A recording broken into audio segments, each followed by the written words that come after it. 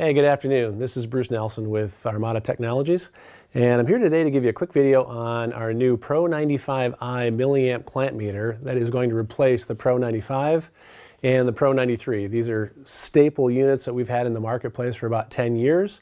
They're used in troubleshooting two-wire systems, and just quickly an overview of what they'll do for, or what the Pro95i will do for you that the Pro95 did not. First of all, we're maintaining the true RMS capability of the meters, so they're going to be accurate 100% of the time. It is also, of course, milliamp. You need that when you're doing two-wire troubleshooting. But it also, we've added a few other things. First and foremost, we have added alligator clips that go on the standard multimeter probe leads.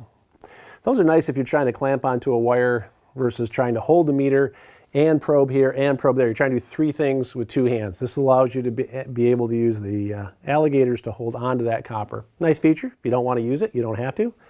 They're detachable. Additionally, we have a cheat sheet, which we're kind of famous for in our multimeters in the irrigation world. This is in English and in Spanish both, and it will tell you what settings to put the meter on and what the readings mean when you get those readings. So it's a nice little cheat sheet or a little quickie thing. Third, we also have changed the LPF or low pass filter mode button to be just the opposite. Low pass filter means it gets rid of all the higher frequencies and gives you a more stable reading on your meter. Unfortunately, on the 95, to get that stability, you had to push this button manually to put it in that mode. Now it's going to default to the low pass filter mode automatically. If you want to get rid of that, you're going to push the wide button. This is just a convenience. It makes it a little more stable for you to use right out of the box. And last but not least, the ohms reading has been changed from a fairly low continuity test ohms reading that you could turn off and go to a wider range of 600,000 ohms on the 95.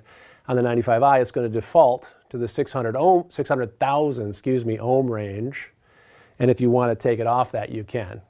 But again, we're defaulting to the features or the settings that most people want to use anyway. So in summation, the 95i is very similar to the 95, still true RMS, still milliamp capable, but you're going to get alligator clips, a cheat sheet, low pass filter automatically engaged, and also a wider resistance band already engaged. So